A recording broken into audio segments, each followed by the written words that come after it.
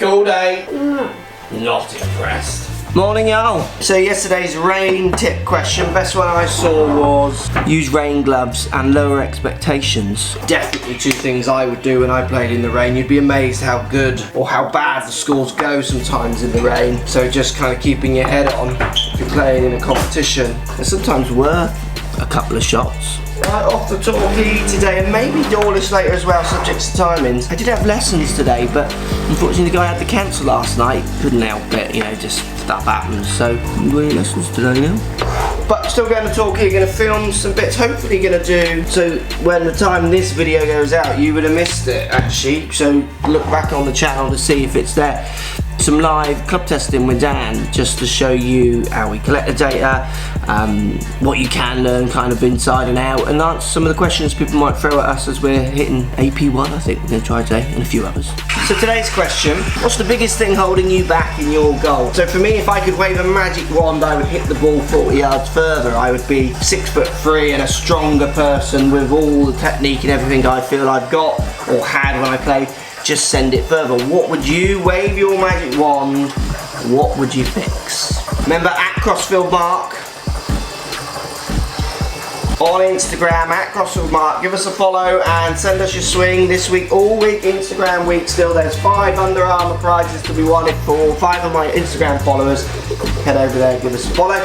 Don't be afraid, as always, hit the thumbs up button down on this video and the subscribe button here on YouTube. Let the day begin.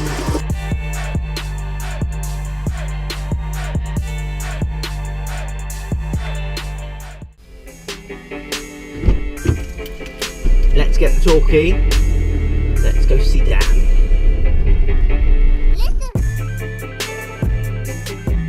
Right, so today's swing's an interesting one. This guy plays off 3, he's got a lot of power he tells me, but his club path can get 13 degrees from the inside, so a long way from the inside. When the face doesn't marry up to that, he tells me that his gets a big block, obviously, because that's very pronounced from the inside. So it's a big question when you're teaching good players like this, as in, what can we change while still maintaining loads of the great and good that he's obviously got playing off that low handicap? So we're going to talk about his strong grip in his right hand, his twisted to the sky club face, DJ styly, and then his pronounced kind of shaft leaning into impact, which is all very functional at the moment, but in case of trying to test if we move these things, does it make him better or worse? Let's show you what I mean.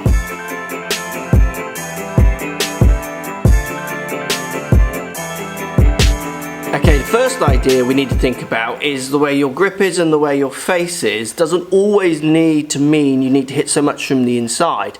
So the question is, can you put your hold in this place, turn the face the way you're turning it, and hit cuts? So I don't know if you can see that shot on the screen, but you'll see the shape. I have faded that with a strong grip and what people would call a closed club face. Because think about it, if the face is closed, so pointing left of something we're established, let's say it's pointing left of 0, your target line, all I need to do is get my path left, and that ball's going to start pretty straight and cut away to the right. So your strong grip, twisted face, DJ styly club face at the top, he's been playing fades for a while now, and lots of people always seem to think that's closed. The big thing for me, it isn't anything until it's delivered, and that's the point. What skills do you have with this hold? Because playing off 3 and you want to compete and win, you're going to play courses where a fade is required. Can you hit that fade? Hitting 13 from the inside, as you say, I would argue probably that's a limiter, but that's something you'd always start with and test, or I would with a decent player, is test their skills. How good is this technique that they're using? You know, they're playing off 3, so they're obviously using it to a very good effect, but if they want to keep going forward, you've got to keep pushing your ideas. So before changing anything, can you hit shots that we need to game, to play, to hit target, to stop balls on greens, to get round trees? With the technique you're using, if you can't hit that fade from the strong grip ideas, then I can. So everything being equal, same putting, same chipping, same distance, I can hit that shot as well as your shot. I would say I'm going to win if you give us enough chances, because in a situation that requires the fade, I've got it. Have you got it is that question I would challenge you to ask yourself to start. If you haven't, we'll talk about maybe how to develop it later on. That was a good live video, wasn't it? That was an awesome If you haven't seen it already, check my channel, because obviously this video is going out 8:30 tonight, as Dan. We just did a live testing of some AP1 irons. We're going to do loads more live tests, just to show people kind of what these clubs can and can't do. We are. Uncut, unedited. Exactly, so go and check that out. Right, time to get back home. So moving that path left, more left of that face, if it's something that you really struggle with, you need to start really challenging yourself with exit points, so feeling that as you come down, you're really pulling that handle a long way left. What helps that? If you get your body feeling like it's opening up, so left hip going left and up, left shoulder going left and up. Literally doing everything you can to move that path left of the face to see if you can hit that other shot. It might not even be a shot you gain, but just by getting that path further left might help you kind of find a path which is maybe only 5 or 6 right rather than 14 right, and play with a less of a sling. And then if you do ever need the fade, it's not such a big journey to get to the cut. Do you see what I mean? 14 from the inside, functional, brilliant, but if you're 14 from the inside getting stuck when you have to hit other shots, 14 degrees to move it to left, so 16 degrees worth of club path movement is a huge move. Other drills you could do is start with your feet 45 degrees open, hit plenty of shots, starting them up the left, trying to cut them back. So doing everything you can. Literally to find those left numbers. We might not stay there, you might not play with it, but you need to arm yourself with this skill. It's a skill that you've got to have to compete against maybe the other 3 handicapper who's the carbon copy of you, who can hit it both ways.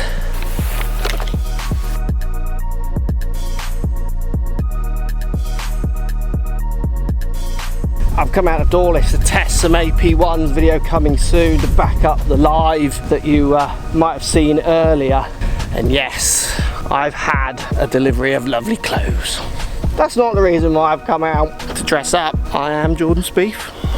If you're going to try and change your grip to deal with the path being so extreme from inside, so your right hand being what we'd call strong, so under the club, rather than my right hand being more in that position.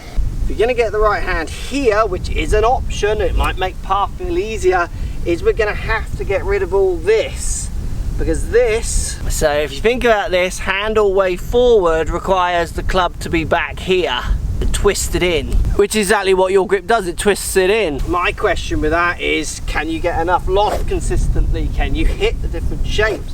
So if we are going to go right hand on top, then we're going to also have to try and feel like you're catching up. And for your style of swing, your catch up's going to have to begin on the backswing and as soon as you start down. Because you're the classic right hand under hinge and holdy kind of ideas, you're going to have to try and feel like you're creating more width on the way back, downswing, chucking it away and almost forward at the bottom.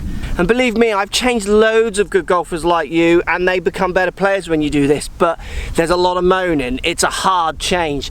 There's a bit of going backwards because you're up at that top end already, which you've got to have the right kind of personality to do. And that's what golf lessons are about a little bit. It's about trying to read the person's personality. Which is why I'll always try and work with what I've got, but if what I've got is extreme and you want to play to extreme levels, so below 3, then sometimes you can very much work within that, but sometimes you can't. If you're going to go right hand on top, you need to be trying to feel like Mr. Wooden Swing. And at the bottom, letting that club overtake, letting it go.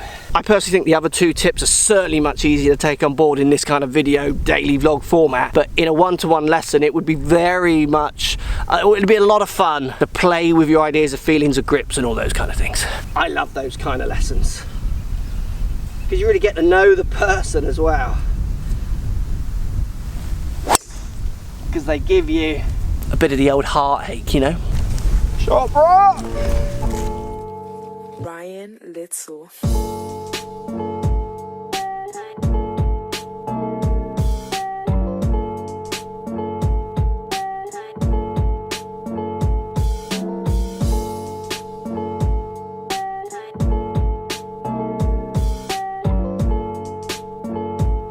Thanks for watching, see you all tomorrow. Remember, at Crossfield Mark, the swings are still coming from Instagram. We got Thursday and Friday left, so get over there and follow me and post your swings. I now need to get on and edit this video that you're watching.